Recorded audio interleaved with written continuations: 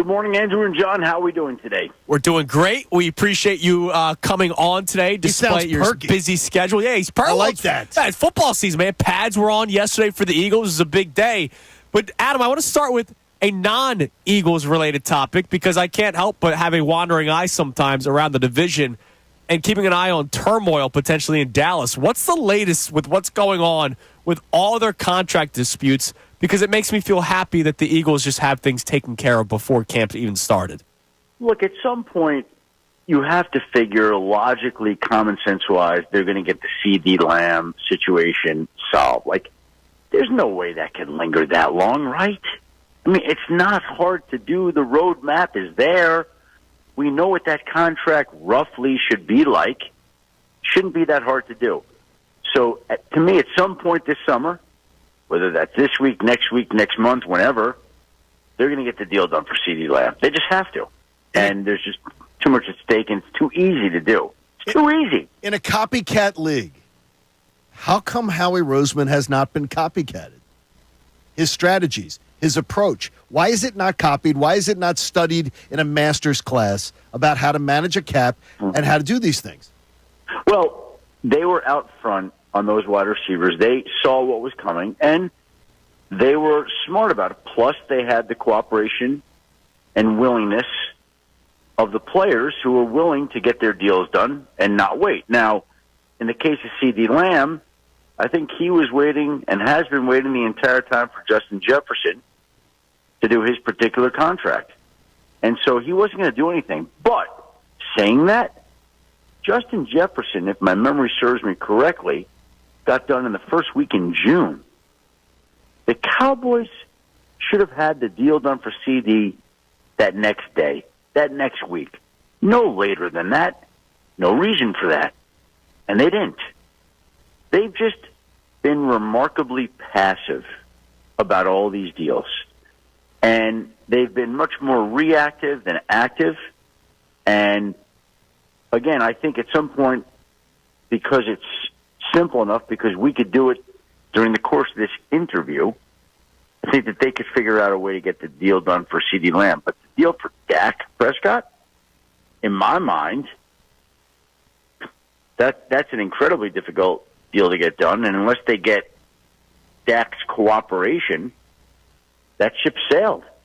Because he gets to become a free agent and pick his team. Maybe he'll pick Dallas, maybe he won't. Or move on, and basically, I really believe, like, almost get to name his price. He'll reset the quarterback market. He'll become the highest-paid player in football history. It's all been set up, by the Cowboys and Dak.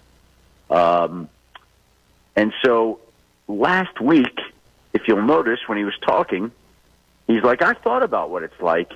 I've seen other great quarterbacks leave their teams, a la Tom Brady from New England to Tampa, a la Peyton Manning, Indianapolis to Denver, a la Aaron Rodgers, Green Bay to the Jets. And Dak, he verbalized that, yes, I want to stay, I'd like to stay, but I've also thought about what it would be like to leave.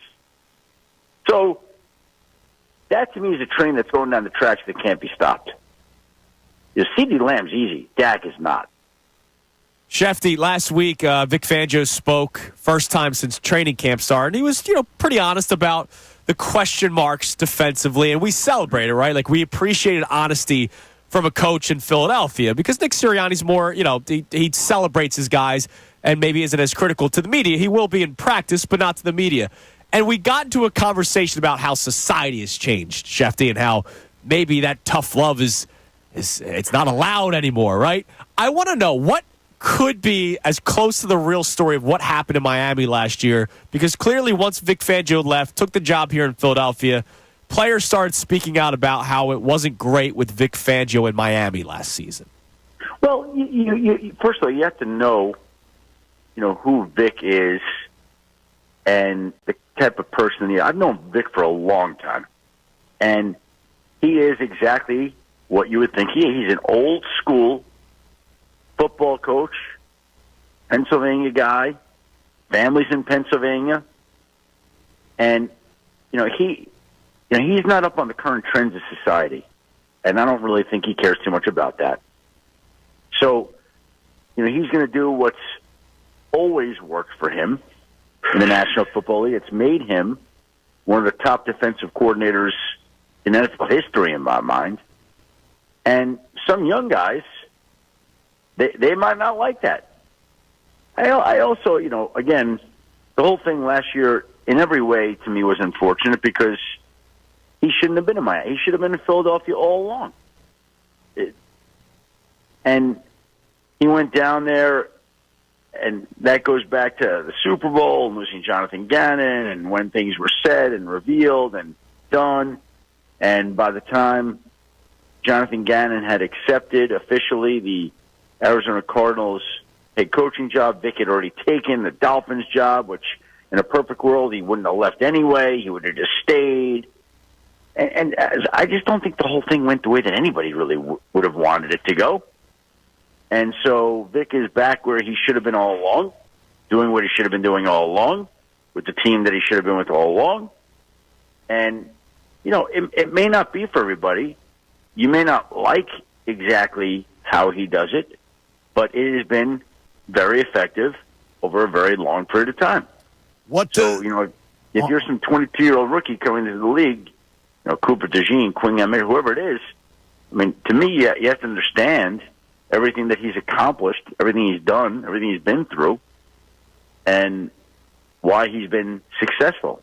So, and Vic probably has to understand, the way that some of these guys are today, younger guys. That's fine. I got that. It's not just a one-way street. It goes both ways, but you can't argue Vic's track record. If you were to suggest what the greatest impact we will see on the Eagles' defense, knowing the personnel and knowing what they've got to work with, where do you think we'll see the greatest improvement for the Eagles? I just think it's going to be a sounder unit. They're not going to make as many mistakes.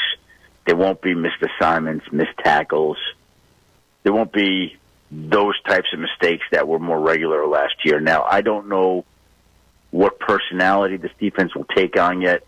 I don't know that anybody knows. It's probably a little early for that. Just think that some of the mistakes, guys not being where they should be, I don't think that's going to happen as much this year. Schefter, there was another report, again, this time from your colleague Jeremy Fowler, that Bill Belichick has his eyes on the Eagles' job. Look, obviously, the Eagles... If it opened up. Right, if it opened up. Let me... Go ahead. Belichick. I got it. It's sexy to say that, right? But not to me, it's not. Yeah, but, Bill is interested in coaching next year. I don't think in some vulturish sort of way that he's looking at any job in particular. Boy, I really want that Philly job. Boy, I want that. We all know the teams where there are questions. And by the way, there may be questions today, July 31st.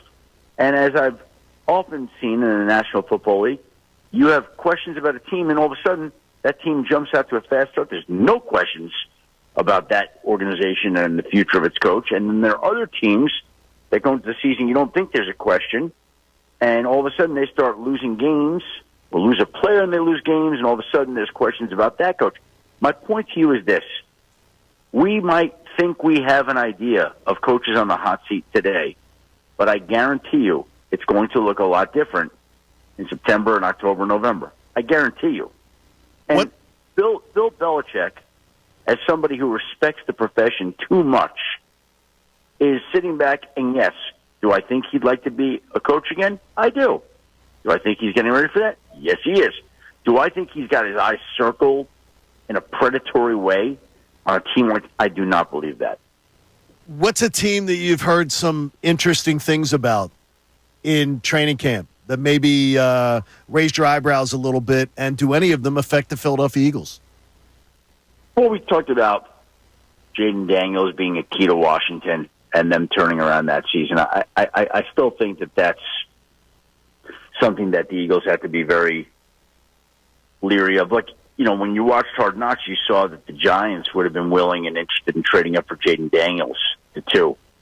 And like I said, there have been people in personnel departments that have said to me that they believe that Jaden Daniels is Lamar Jackson 2.0.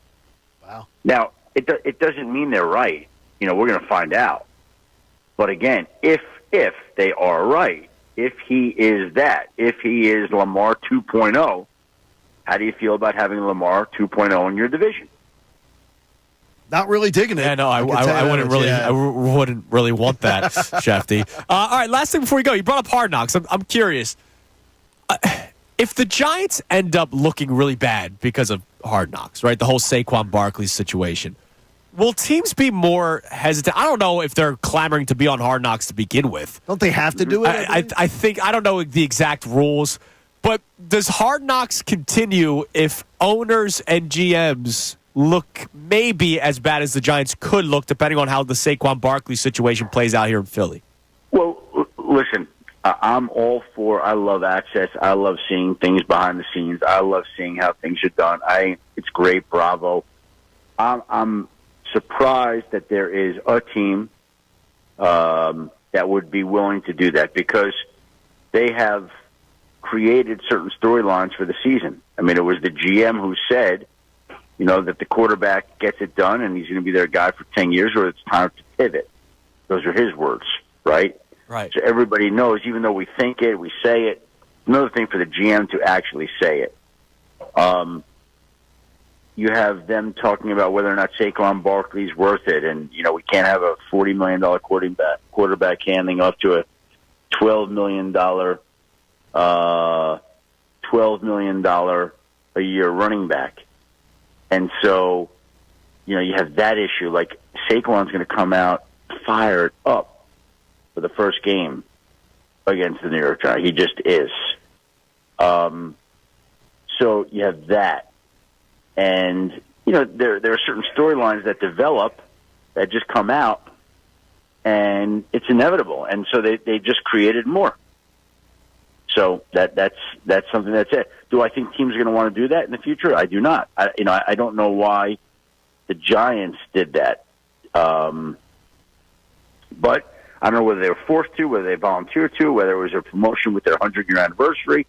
I don't know the backstory as to how it happened. I'd be curious. But I'm sure that the people who are actually on camera, do you think that Joe Shane wanted to do that? Do you think that Brian Daboll wanted to do that? I don't think so. Shefty, you're the best. We always appreciate it. Thanks for moving some things around, for coming on today. And Thank you, we'll buddy. talk to you again next week, okay?